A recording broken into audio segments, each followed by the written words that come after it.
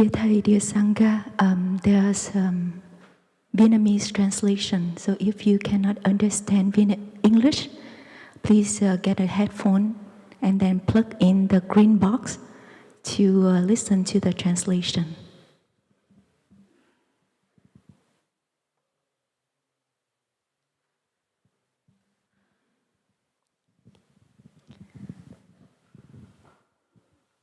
So, good morning.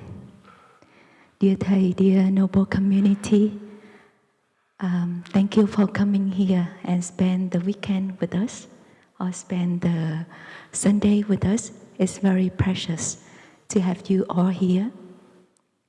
This morning we will have a session of questions and answer. Questions and answer. That's why you see us, four brothers and sisters, manifesting here.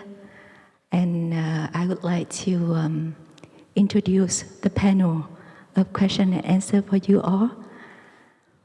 In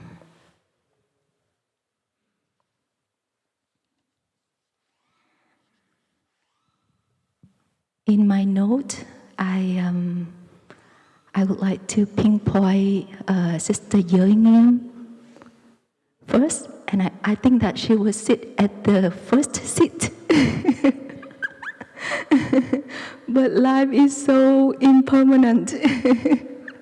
So I hope that you can see Sister Giới Nghiêm. She's one of the eldest, currently, she's the eldest sister over the Sisters Hamlet. And from her presence, her practice, we can see the joy, the peace, the happiness. And I myself inherit that kind of energy too. And looking at her, you know, she's the eldest, but she doesn't look old at all. Very young, very beautiful. I think that's the fruit of meditation. So she gives us a good example to practice meditation, right? Next to me is Sister Hiện Nghiêm, Sister Manifestation. She's not the second elder, but she's older than me in the Dharma. Sister Hiện Nghiêm became a nun at a very young age. So that's why she still looks very young. And very effective, active in collaborating the practice with the young people, with the young friends. Some of the young friends came here and they love hanging out with her. She has the aspiration to support the young people, to bring the Dharma to the young people. And I really appreciate her interaction with the young friends coming to Blue Cliff Monastery. And talking about young, I think we also have a young brother at the farthest, Brother Niệm. His English name is Brother Mindfulness. I think Brother Niệm is one of the young brothers over the Brothers Hamlet. But for me, all the brothers at the Brother Hamlet now are very young. And we are very fortunate to be interacting with the young brothers, to inherit the young spirit and the practice from the brothers. We really appreciate his presence, his practice with us. Last but not least, my name is Sister Empathy. I'm the youngest here, literally, yes. And I think I'm the most quiet person here too. I don't know why I end up here. But I'm very quiet over the Sisters Hamlet. And I really enjoy to be here. I feel the support, the love of my brothers and sisters here, and of all of you. So thank you for your presence one more time. And I share before that we will have a session of question and answer. That means we receive questions and we will try our best to offer the answer. But this is a process of learning from each other. We learn from the question and we also learn from the answer and learn to understand each other more. That's the point of the question and answer. So the question, when you have the question, please come over here, have a seat here. Enjoy a little bit of anxiety with us, but feel confident to have the question. The questions should be short, straight, speak from the heart. What you give is what you get. If you would like to get the answer from the heart, that means the question should be from the heart. That the question should resonate from your practice, from your aspiration to deepen your practice, not the theoretical question, because we can always find it in books, in libraries, on the website. A good question can benefit for many people. So don't hesitate to come here, listen to one sound of the bell, to let everything calm down before we can have the question and we can listen to the sharing and learn from each other. And we have a session about an hour or a little bit more than that. So please enjoy our time together.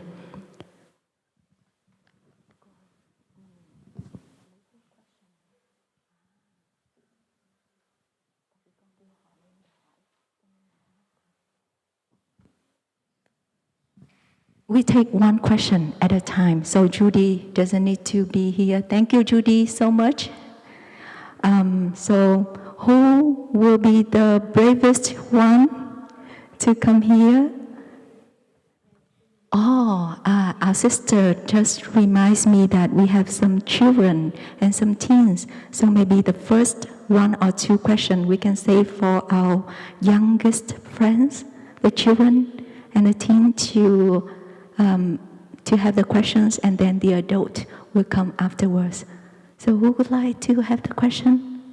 Please raise your hand and come here.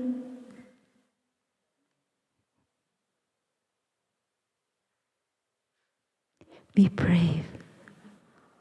We are peaceful sisters and brothers.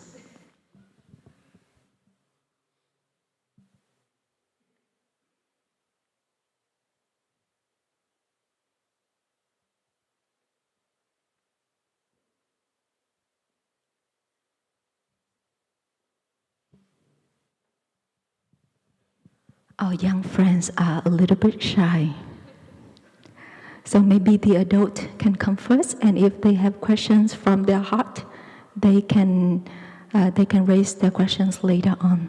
So I would like to invite to open space for our friends to come and have the questions for the panel. Thank you for your listening. But before we start our session, please release everything in your mind. Establish yourself in the present moment. We are here. We are safe and very peaceful here. And listen to 3 sounds of the bell. Let the sounds of the bell penetrate deep in your consciousness and calm down everything, every turbulence in your minds.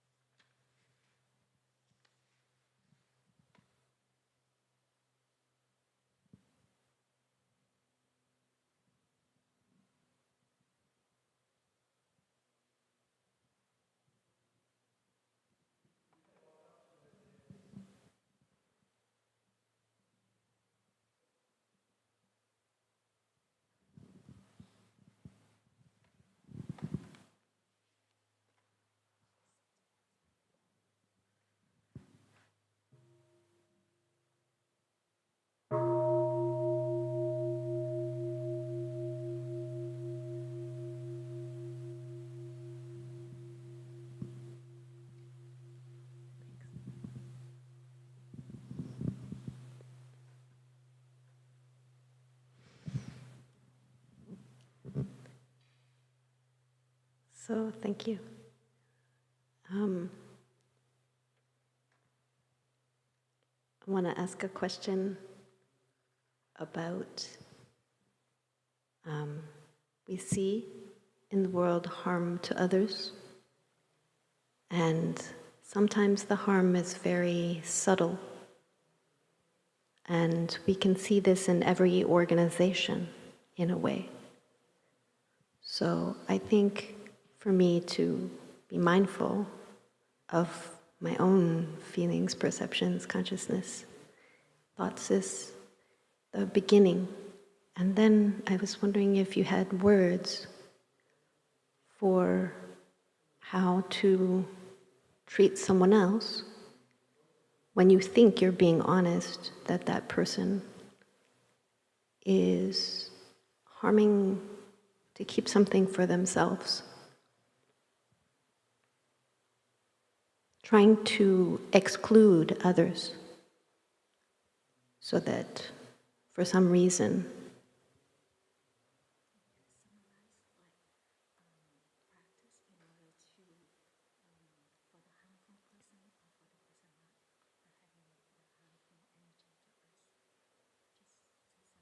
okay. How do we best act when we feel someone is trying to exclude us from a group and that way causes harm?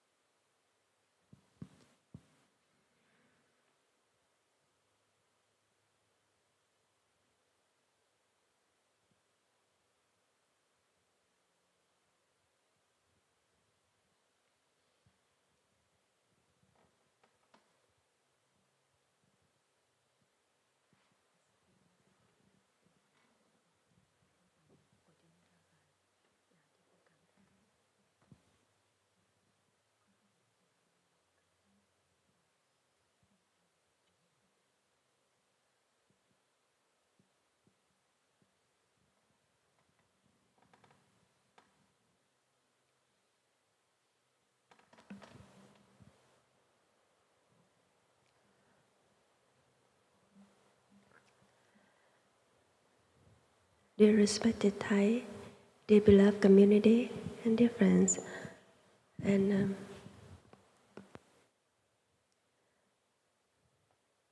when we look at the altar, we see the flower have a different color. Some flower in the yellow color, some flower in white color, and the other one in the purple color.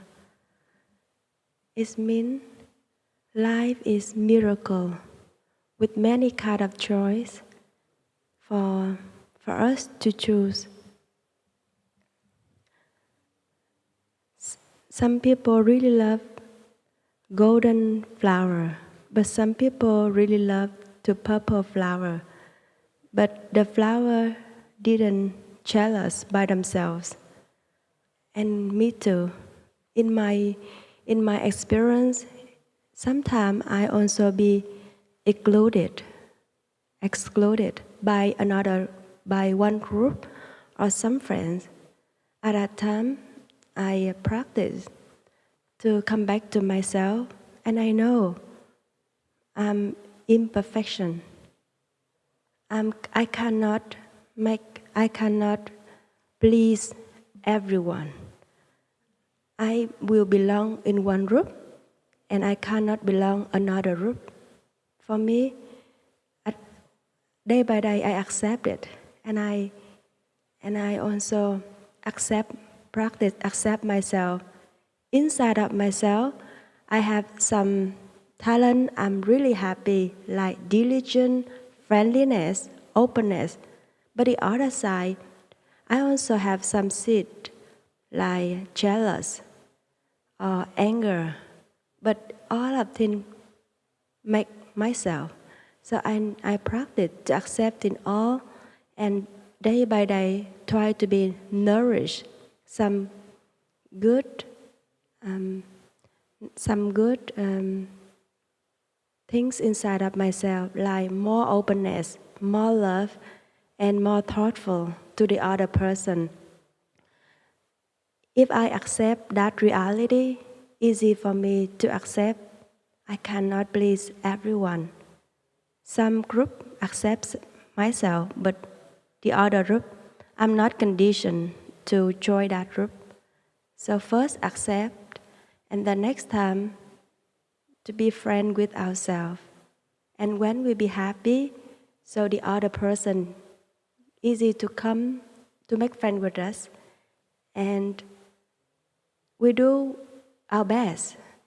If we join any group, we contribute the best part of myself to that group. If not appropriate, we happy and we peaceful to get out of. Let a chance for another person. And the world very vast, so we have many choice. Sometimes sometimes I talk to myself, don't thinking I'm something very worse, not beautiful enough, not good enough. So everybody is unique, like flower. Every flower have their own beauty, and this is many kind of beauty. We need to respect, and we will find some group appropriate to us, and we join. And if not, we happy and respect. Maybe that thing belong to another. Yeah, I have some my idea to share. Maybe my brother and sister can add in more. Thank you.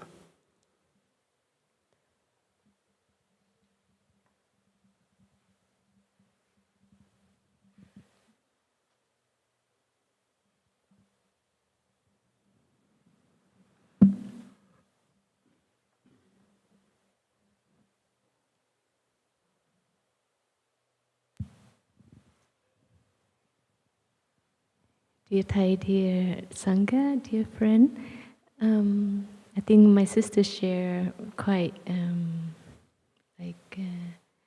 deep and complete in a way that we just come back to ourselves and nourish the good qualities in ourselves.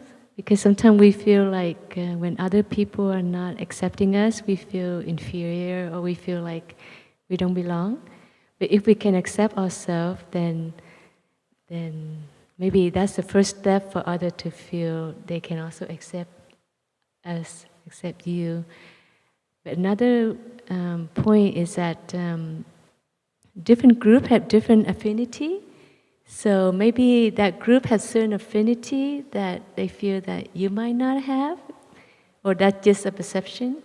So for me, I also find my own affinity and find my own group that, things we enjoy doing together. For instance, in the Sangha, if there's some sister who like to do walking, then I invite them for a walk. But some others just want to sit around and drink tea or, to do something together, that's fine. So we accept that there are different affinity groups too in a community.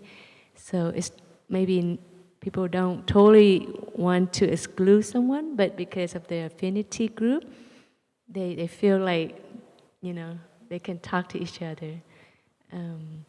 Sometimes among my younger sister, they have more things they want to do together, and I'm okay. I accept, and I know that they have that. But other time when, if I cook or I do something where I can involve others, then I invite them. So that way we don't feel excluded in a way.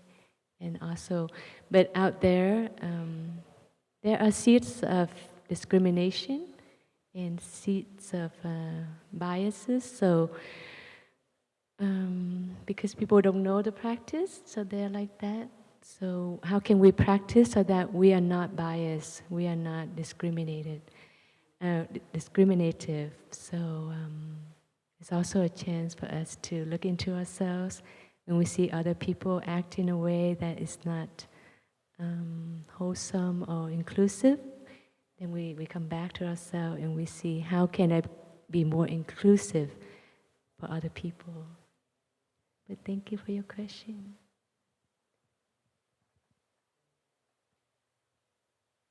We have a question from the audience.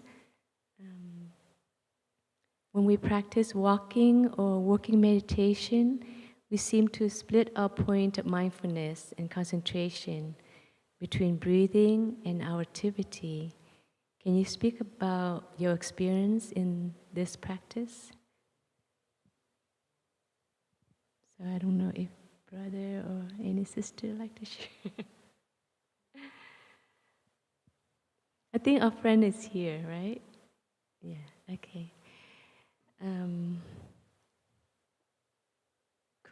Kumbaba, is that your name? Yeah. So this question is very practical because sometimes we hear the instruction of practicing mindfulness in working meditation or walking meditation, and the monks and nuns will say that, when we walk, we follow our breathing, we follow our movement. But sometimes when we are working, it's hard to follow both, right? Or when we're walking, sometimes even that is hard to follow both the breathing and the step. So for me, I just concentrate in one thing, like the steps. I just concentrate on my step. Or if you're working, then you just concentrate on your work, on the object of your work.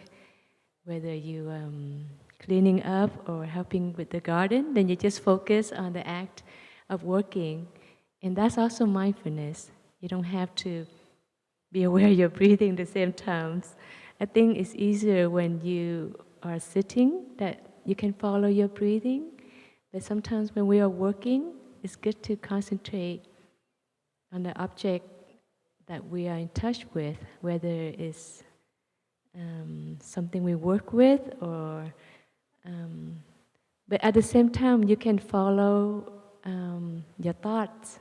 When you have perception arises, you can follow that perception, or any thinking arises, you just recognize that thinking or feeling. Yeah. Thank you for your question. I don't know if any brother or sisters like to add. So we invite the next person to come up. Helen, you can come up for your questions, please. Thank you.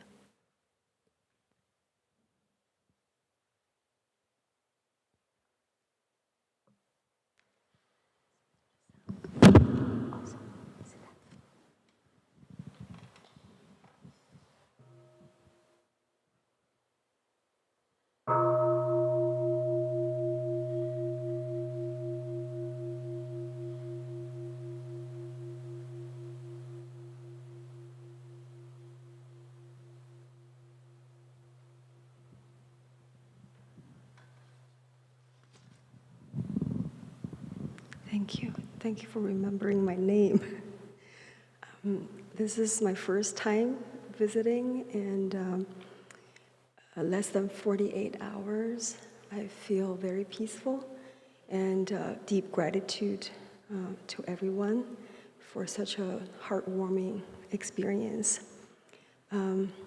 So ever since I stepped into this meditation hall last Friday evening, I've had this question with me. So for those of us who do not understand Vietnamese, can you maybe tell us what does Thai's beautiful Vietnamese calligraphy say on the walls here? And also for those of you who understand Vietnamese, I'm curious if the message, what the message means to you, and if it changes depending on the time and the day or the space. So yeah, thank you.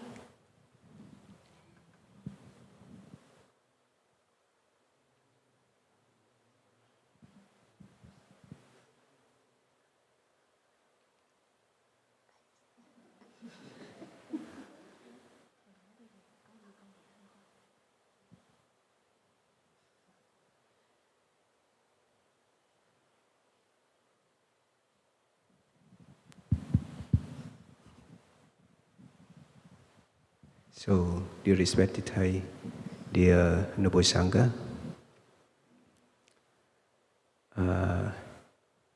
there is the Ngày Xuân Trên Hồ, Dự Thường, that means the peace in home. Harmony in home. Bụng mùa trong mọi người em, the peace in the world. Yeah. That means, with my understanding, when we have, peace in our family, we know how to take care of our parents, how to take care of our, family member, and we create that harmony in our family. Then we can bring that harmony to the world. Yeah. Because normally we forget our family member. We're so busy for working, we are busy for shopping.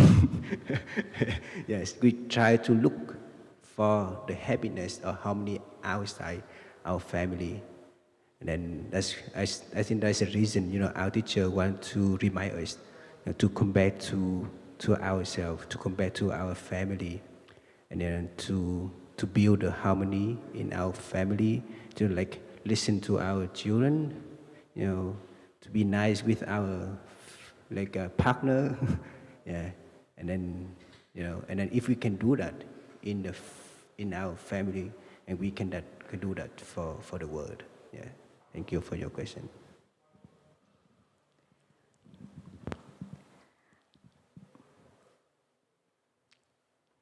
Dear Thầy, dear Sangha, every year we have 2 parallel sentences that we usually hang on the center of our meditation hall, and our brothers already shared with us the meaning of it to practice for the whole year.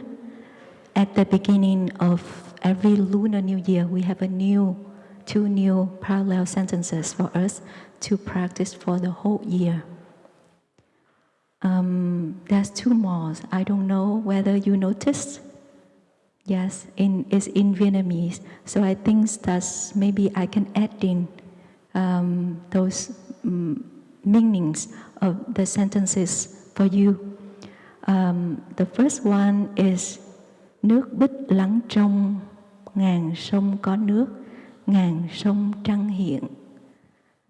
Non nham tú lệ, mỗi lần nhìn lại, mỗi lần mới tin.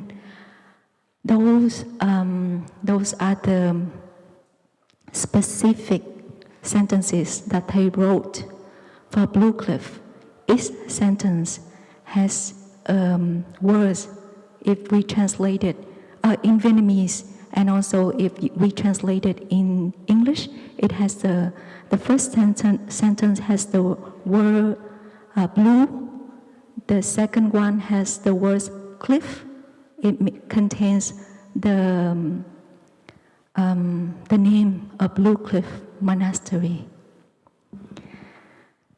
And this reminds me of a time that I first wrote these sentences, and I was about to be ordained as a nun. And that's one of the first teachings that he kind of explained to me the meaning of it. It based on the 2 sentences of a very famous Zen king, Zen master in Vietnam in the 17th century. And the first one has a meaning that the blue, clear water. So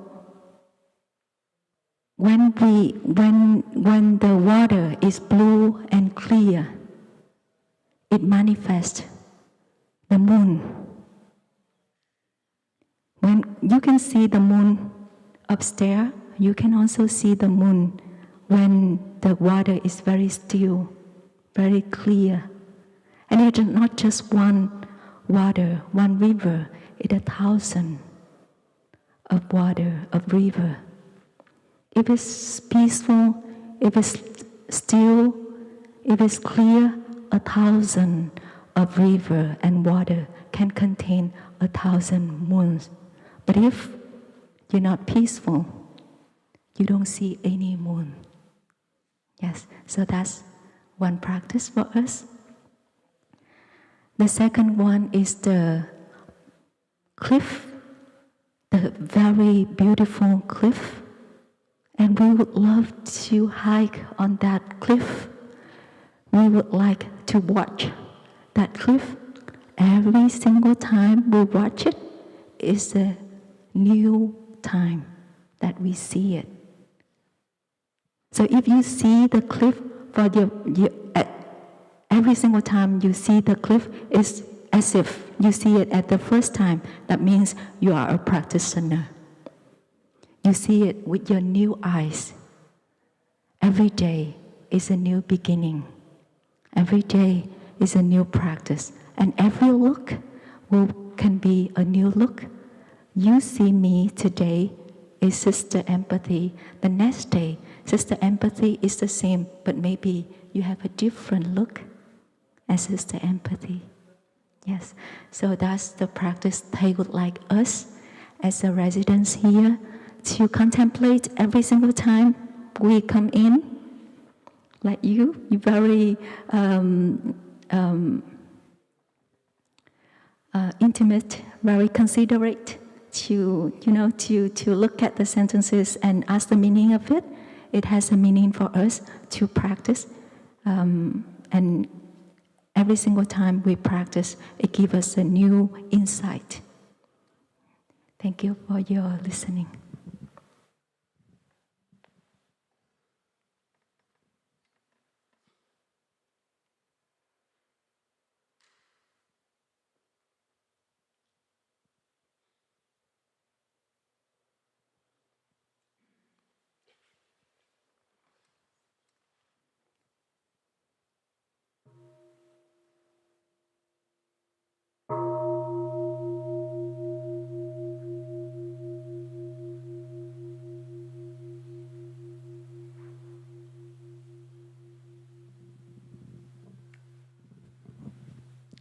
Thank you.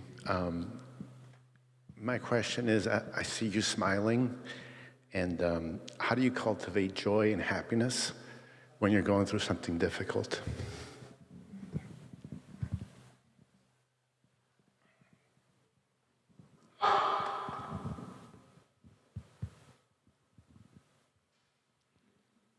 Thầy Sangha, thank you for your question. It's actually something that I also practice with.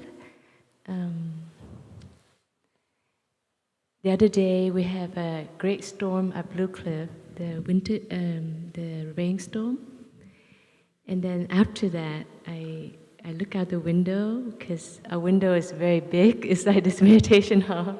You can see the whole scenery outside.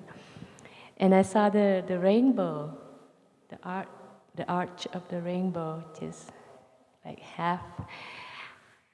And I remember Thay's words about how our suffering is like the background, and our happiness is the beauty that manifests in front of it, which is the rainbow. So without our suffering, we cannot be happy. For me, that's how I practice. I think this year at Blue Cliff, the Brothers and Sisters went through also some suffering. Yeah, one of our beloved sisters, she passed away because of cancer, and then our teacher, beloved teacher, also passed away in January. So of course we miss them, and we also grieve for them. But at the same time, we cultivate our stability, our clarity, and also our joy, because we know that life goes on, and we cannot just be stuck there. But because of the practice of the community, we support each other. For me, the best thing is to have a quiet space and to be surrounded by friends and to be in touch with nature. I think the beauty of nature is something that's always nourishing. So suffering was always there, but happiness, we can also touch it. So yeah, we're smiling, but also there's suffering. So, but you know, it doesn't stop us from smiling and to be open to life, to receive the beauty in life. So that's my practice. Thank you for your question.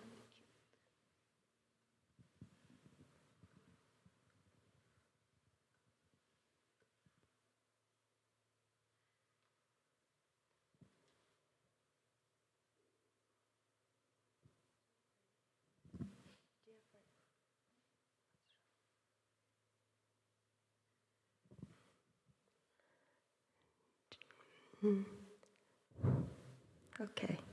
Now joy is the black one, but the sadness or suffering is only the white dot. Sometimes we forgot. The reality is much more than our suffering. So if I can open my eye more, openness more, I can see, okay, I have suffering, but beside that, I still have a lot condition to be happy. So I accept my suffering is my own belonging. But I also know I still have a healthy body, my wife still alive, my children, good children, and I live in a peaceful country, not a country in war. My legs still healthy, so I can walk whatever I want. So sometimes we let our suffering overwhelm us, but with mindfulness, we come back to ourselves. Mindfulness, always mindfulness of need the object. That you come back with your breathing, and you take deep in breath and out breath.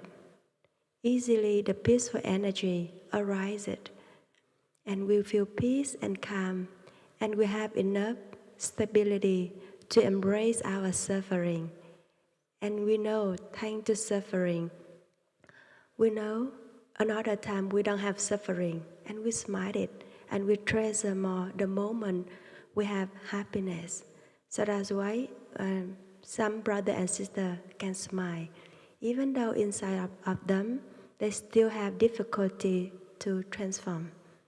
Yeah, thank you.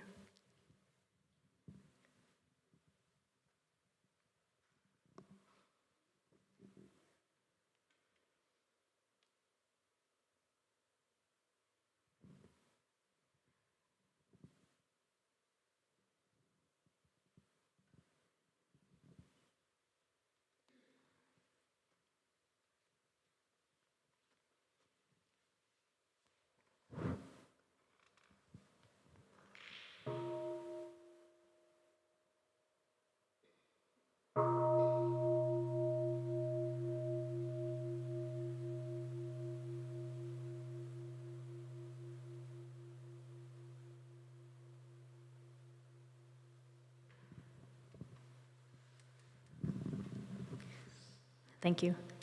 How do you sympathize with someone's suffering who you don't understand, either because their values are different, or maybe you think they're fortunate and should not be suffering?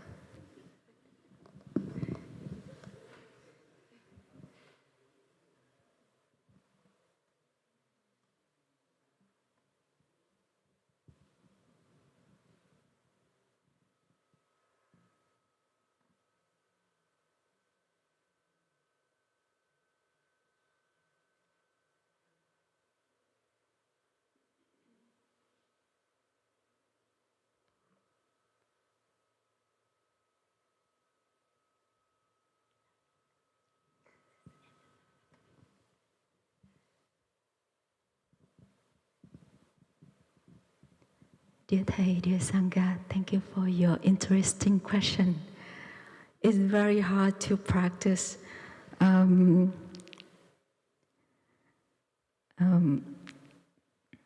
understanding a person who's not sympathize with us. and may cause us suffering and difficulties. I think it's very normal in our society. We have people that support us, and we have people that don't support us because they don't understand us, or because their perceptions are different from us. In our community, we also have many friends with different perspectives. And when we came and lived together in the Sangha, we kind of practice interbeing, letting go of ourselves. We are made of non-self elements. Yes. We cannot succeed at once, but we practice in a way that we support each other in order to create a peaceful, harmonious environment for us to live together, to listen to each other, to share in mindfulness, in loving speech, instead of just saying whatever that you say and it may hurt the other person. Sometimes the sufferings comes from our misunderstanding and miscommunication rather than the value that we put on each other. So if that person is a very dear person to us, we will find ways to communicate, to re-establish communication so that it's clear. And we do it in a way that we can support the practice of love and understanding. We do it because we care. That person is truly valuable to us. We have the practice of beginning anew here that I would like to invite you to find out that practice. But one part of it is to water the flowers in that person, because we do care that person. We do want to understand, to support that person. And if the person is very hard to get into their heart, into their mind, maybe it's not the right time. No matter what you share, she or he or they cannot take it. Maybe you are right, he's right, but the conditions is not right for you to clear the communication yet. So be patient. Be patient with yourself and with that person. Everyone has a wholesome seed in themselves, but maybe that person, they suffer so much that they don't see the miracles of life, the preciousness of a relationship. So instead of building the relationship, they kind of destroy the relationship with their strong habit energies, with their unskillfulness, with their non-practices. But you have the chance to encounter the practice. The practice of stopping, looking deeply, sitting meditation, creating peace, joy, and hope for yourself. Try to cultivate those energies for yourself first and send that energy to your beloved ones, to your not so beloved ones, to the person that you are having difficulties with, to the person that you think that may not have enough sympathy, love, and understanding to you first. Then you yourself will feel peaceful, at ease, and then that person will receive something from you, and hopefully in the future they can figure out something, and they can, you guys can find ways to re-establish the communication and the relationship. Thank you.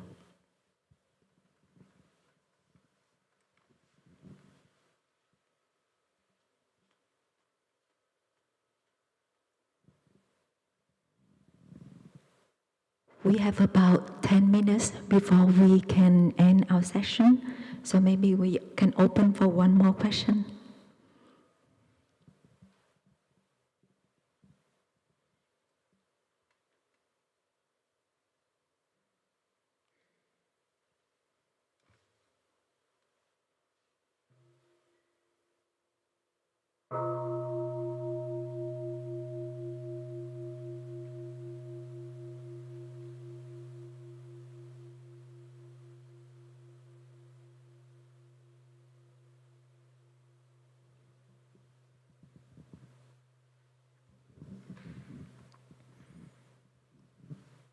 Anxiety.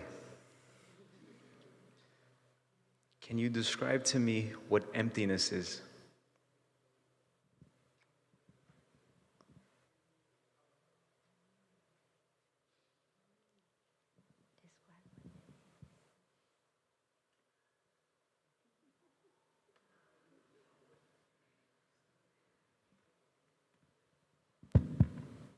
Now it's my time.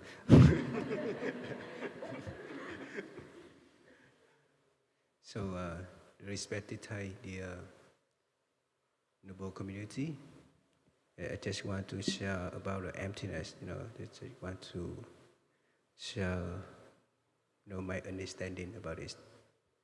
Like as our teacher say, normally we say empty. That means we're empty of something.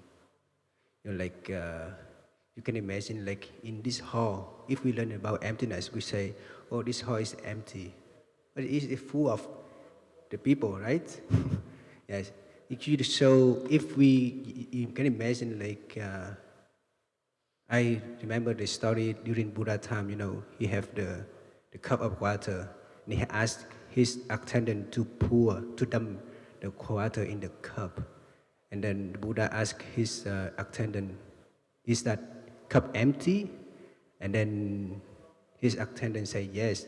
The Buddha said, "That's wrong, because the cup is full of air." Yes. And then why do you say the cup is empty? That if we learn about emptiness, we need to understand in this way. Then we need to realize about the emptiness of something. If we say like this body is not me, but that's not true, because your body contains your parents, your ancestors. You are carrying your ancestor to the future, and your children is carrying on you to the future. That doesn't mean we are empty. Yeah, but we need to understand that empty of suffering, or empty of anxiety, or empty of the water, or we need to the object of emptiness. Yeah. Thank you for Sister can.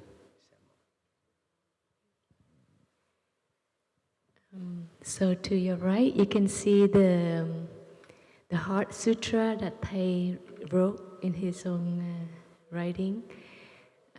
Is also his insight. That form is emptiness. Emptiness is form. So like my brother shared, empty of what? But the easiest way to understand emptiness is the interconnectedness. It's the interbeing nature. Empty means empty of a separate self.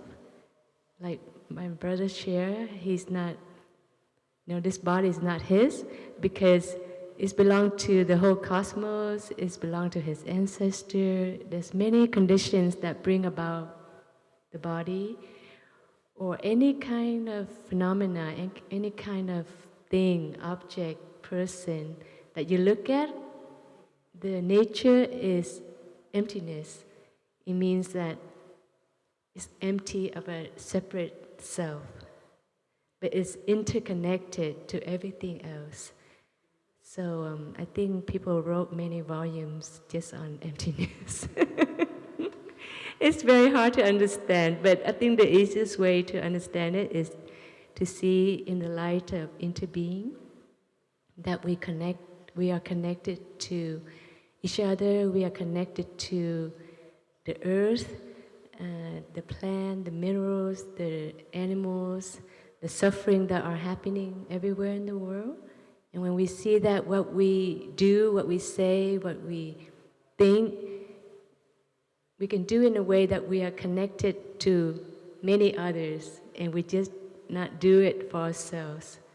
I think right now the awareness of protecting the earth is very high. I heard that there's a scientist who emulate himself because to call for awakening, for people to be aware of the suffering of the earth.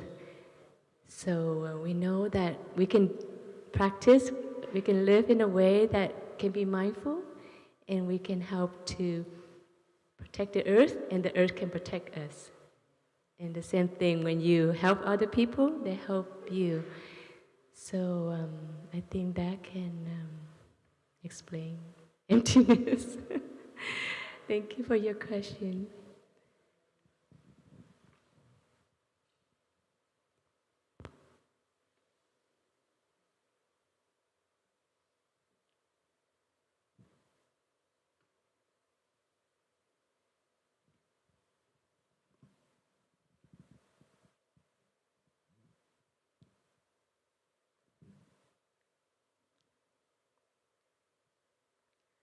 We are about to end our session 5 minutes before we can end.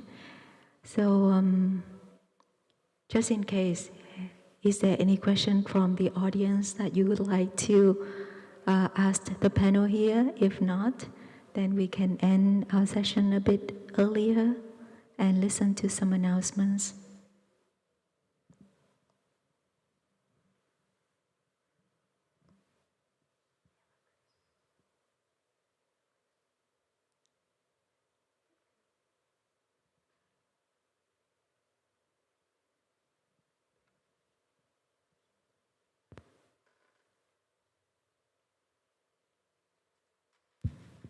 Our dear friend here has been with us for many years.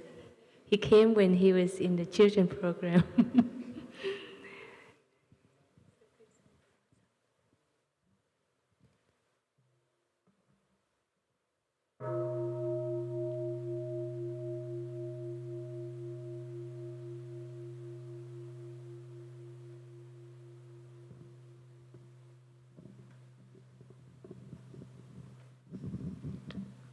What would you say the best way to like go through life without like causing harm is? Would you say?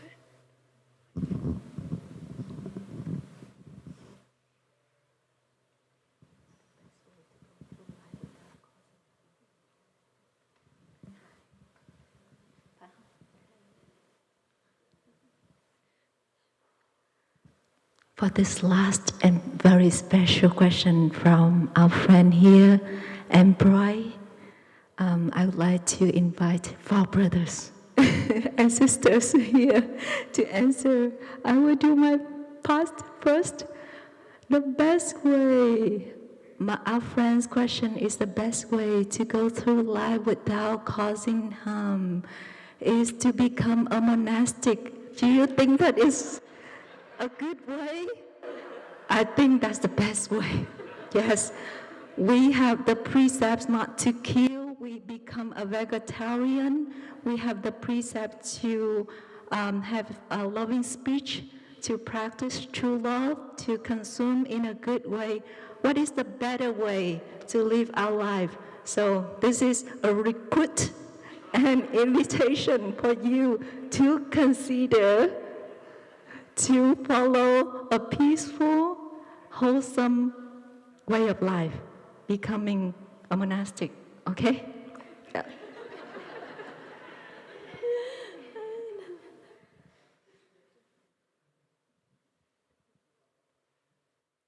I'm also thinking like that also. Because you see,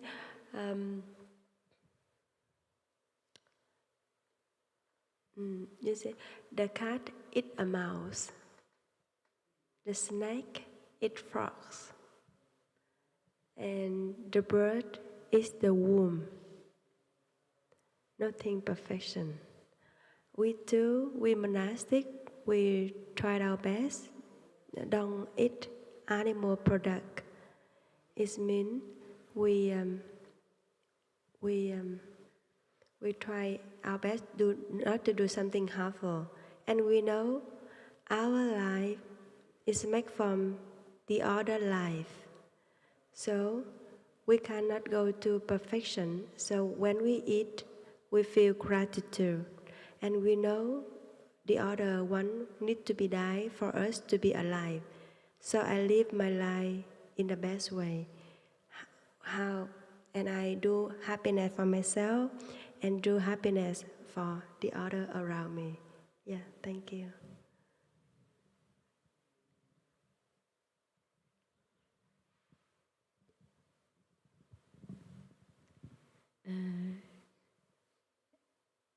Emroy? Yeah.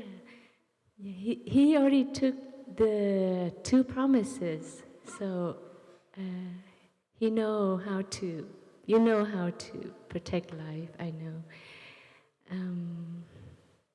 Yeah. So I think you owe enough to receive the 5 trainings.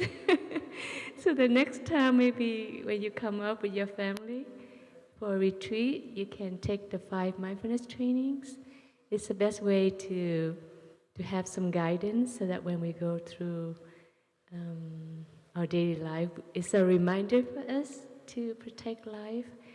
And you don't have to be perfect, like my sister shared. For me, I start by little action in the day.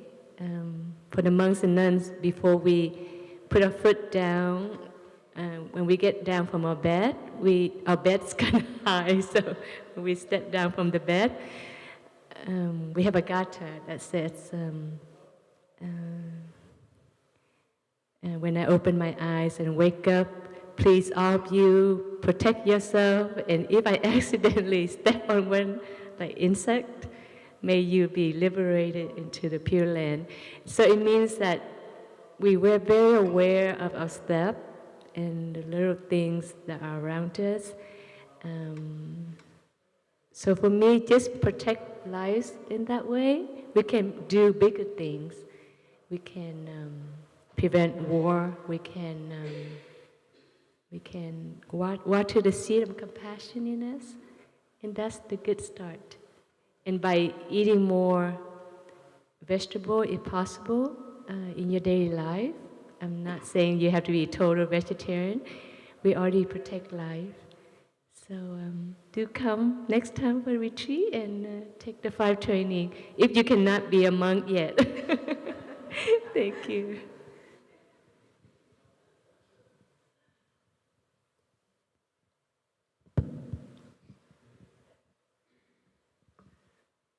To me, like to know the future, like we can have a look at our daily habit. You know what I mean? Like if you go shopping with your mom and you want to buy that toy, maybe my mom said, "Oh, you don't need that." And what will you do? You know, just smile to your mom, you know, and listen to her. You know, that's the way. You know, you don't harm your mom, or you don't harm yourself too. Yes, I think if you can build that habit from now, and you can maintain that habit to the future, and you will be happy, and you never harm anybody. Thank you. Have you ever thought, whenever you bring the water to the school, try to use a cup can reusable to carry it. Don't easy to just take a bottle, easy, and throw it, and throw it.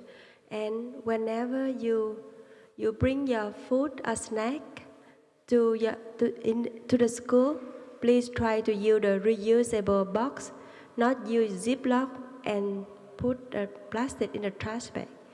If you can try it, day by day, you will make the earth more beautiful and you do not harm the earth. Can you try it? Yes, thank you.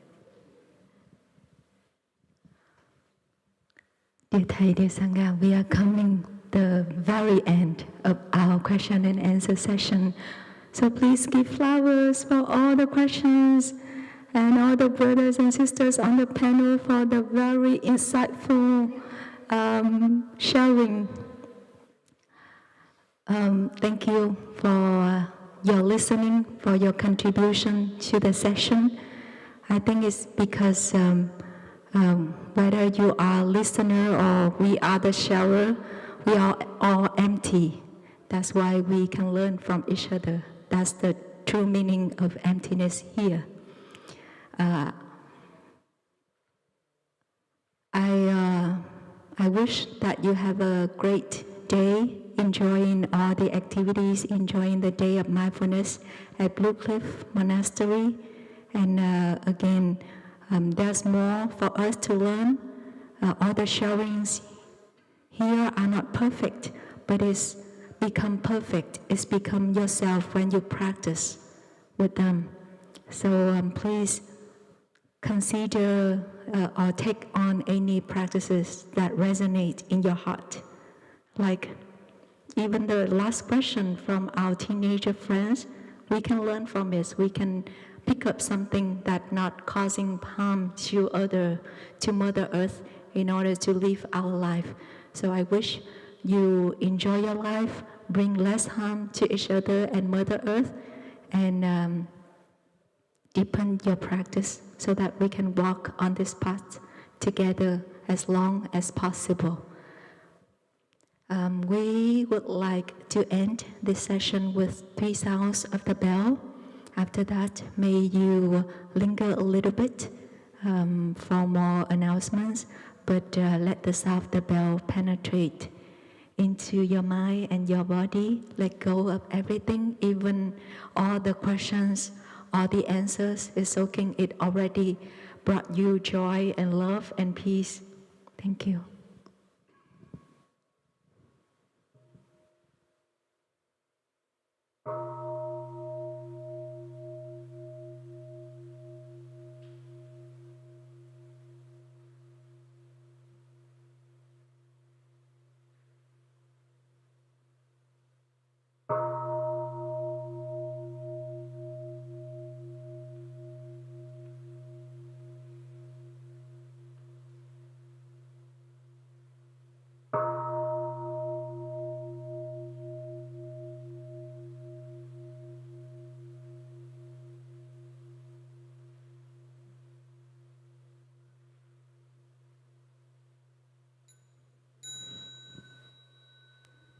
So dear brothers and sisters, now you can unfold your legs and give your legs to the massage. I'm going to give some announcements for the next activity. After this, we will have short break. If anybody who wants some tea or water, you can get the water and tea in the sister dining hall. And then there is the bathroom behind you. Yeah. And then for the next activity will be the walking meditation.